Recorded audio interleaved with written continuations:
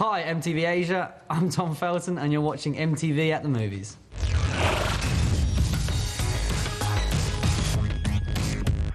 Welcome back to a very special edition of MTV at the Movies. I'm here in Hogwarts, and the final battle is about to begin. It's every man, woman, and child against the evil Voldemort and the Death Eaters. The Dark Lord and his followers are everywhere. Ask yourself this, Potter. What if the man you thought you knew never really existed? With a little help from Dumbledore's long-lost brother Aberforth, Harry, Ron, and Hermione managed to sneak back into Hogwarts Castle, which is now under Snape's control. But Voldemort somehow finds out, and he gives the school an ultimatum. Hand over Harry, or else. Do not despair of his betrayal. You, none of you, were ever in his heart. So, how did the filmmakers approach choreographing what is arguably the most anticipated battle of all time? Let's find out. It's actually quite exciting because, you know, we live with these kind of sets. The courtyard we rebuilt outside because we had to do certain things that were not practical to do on the stage. And so we rebuilt it, we changed its shape very slightly and made it slightly bigger to accommodate the action that was required. But it's still the courtyard that you have become to know and love and will recognise. But in a way, it was actually really exciting to start to blow things up and destroy things and knock them down, because it just was so different to anything we'd ever seen or done at Hogwarts before, that it's kind of exhilarating. I suppose it is a shame to see these basic works of art that Stuart's creations actually start to fall to pieces before our eyes. But at the same time, it's fun, it's exciting, and exhilarating. You have a rubble-making team. Is that true? It is true. Headed by Steve.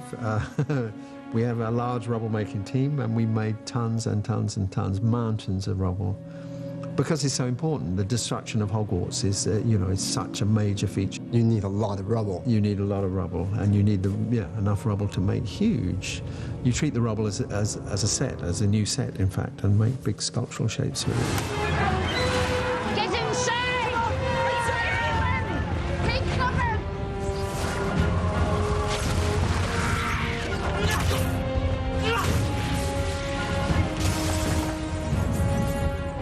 So what has been the biggest challenge with the battle scenes? The battle scenes, I think, probably the biggest challenge was blowing up the courtyard. I mean, we had to do a lot of explosions throughout the second film for the destruction of Hogwarts. But we had one big scene where we actually blew up most of the courtyard out on the back lot. And that involved high explosives, some fireballs, and lots of debris. Lots of the stunt guys running through the mayhem. So that one probably took most of the effort throughout the picture. How much explosives did you have to use for that? Difficult to put quantities on it, but there were probably something like 80 to 100 different charges, all going off in 10 seconds. Whoa, in a span of 10 seconds, all at the same time. Yeah. That sounds pretty intense. Well, it needs to keep that pace going so that it looks very exciting and spectacular on the film. And it was exciting, I would take it. It was pretty good, yeah. It was actually really looked very desolate indeed. And we got the perfect weather for it. It rained and rained and rained, so the ground looked like the Somme. It was a World War I battle, which is largely fought in mud. So it really looked fantastically desolate. Really desolate. It feels quite haunting and apocalyptic. And there's some beautiful shots at night where you're just seeing silhouettes of broken buildings with tiny shadowy figures walking through, and there's something just shocking about having something that has this mythic value, I think, violated and broken. It has a power about it that resonates. And one of the most haunting images is Dan's walking down a staircase, and there's lots of rubble everywhere, but on the floor are strewn thousands of books just in the rubble, in the dirt. You know, and that was actually quite a spooky image, just seeing books underfoot somehow. And but we wanted it to feel apocalyptic. basically. Much of what you see in the movie is helped by incredible visual effects, but you can't beat old-fashioned hand-to-hand combat. Okay, you've been with the franchise for 10 years. Can you tell me about the progress and the developments of the stunts and the actors through the years? I mean, with the actors, I mean, they come in at that high, and they're up here, and they've come on bundles, from kids with Chris Columbus on the first one directing, right the way through to David. They've come on huge amounts, and the technology the same in 10 years is, the flying broomsticks were very basic to start with, and now we're nearly flying broomsticks. So as they grow older, obviously they can do more stunts. Yeah, absolutely, yeah. And they can become more intense. Yes, they can, yeah. So what stunts were involved in the huge battle scenes? Well, with Dan mainly, it's a hell of a lot of running they've been doing, running around the explosions and the explosions going off behind him, the fighting stuff. He's been flat out for him, really. And no battle would be complete without a good helping of blood and gore. Okay, Amanda, what are you going to do for me today? We're going to give you a black eye. You've been in the battle. And yes. We're going to give you a black eye as if you've been part of that battle. So it's going to look real? It's going to look real. 100%? Yep. I'm going to turn you away from the mirror, and then we'll turn you back and you'll have a black eye. Okay. It won't hurt too much. How do you incorporate the actors with the character? When they first come in, the new actors come in, and J.K. Rowling is so descriptive in her characters and how they should look. We have very much a very good guideline and a feel of how they should look, and then as soon as we know who's been cast in that particular role, then immediately I would start to think about, how I would see them. And then they come in and we all have a big discussion with the costume designer and with David, and they're very good here about letting you all have your own input.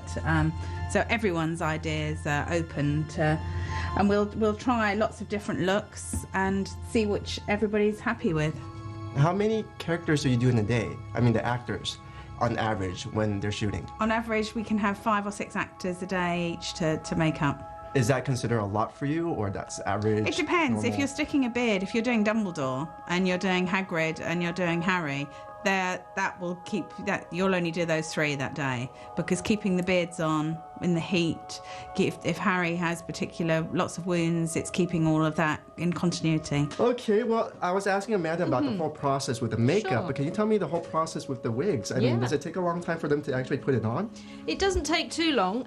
We usually get it down to a very quick time, just because there are so many characters to do, but it involves in getting rid of the actor's own hair underneath, flattening it completely, and then placing the wig on. Underneath this white tape is the hair lace, and once the wig is on, the hair lace is glued and pressed very firmly into the skin around your hairline, and then hopefully, in an ideal world, it makes it disappear. So how much hairspray did you put on Helena's hair to get that Bellatrix look? That was a really big time-intensive hairdo. It was a big wig that needs to be tongued and sprayed, and obviously we had a lot of scenes outside in the courtyard when it was wind and rain, and it was something that was a constant ongoing thing every day, so it was a few cans of hairspray went on there. Special effects are one of the crucial ingredients in making movies come to life.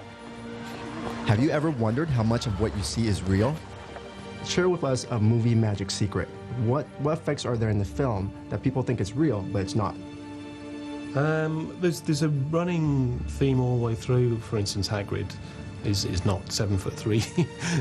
It's a simple thing, but he's a 6-foot actor, and for every single shot you see him in, we have to do a thing called scaling, where we shoot the actor later on green screen, and using motion control cameras we scale him to be 7'3". And then all the interaction between him and the other actors has to be believable, so he's always shot later. And Robbie Coltrane does a great job of acting on green screen, but hopefully nobody knows that and they just think it's a giant. On a lighter note, in Harry Potter and the Deathly Hallows Part 2, finally the moment we've all been waiting for, Ron and Hermione's big kiss.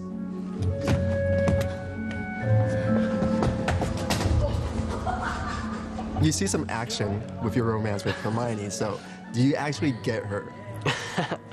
Yeah, we do. I mean, in the end, the final parts of these films, we're quite coupley. We're kind of holding hands a lot, and there's the kiss as well. So the what? Yeah. Did you say the kiss? Yeah. All right. Hermione does kiss Ron just after a life or death moment. So everything's really intense and crazy. It sounds intense. Time now for a break. When we return, Harry and Voldemort face off, and we find out what has drawn these two enemies together for so many years.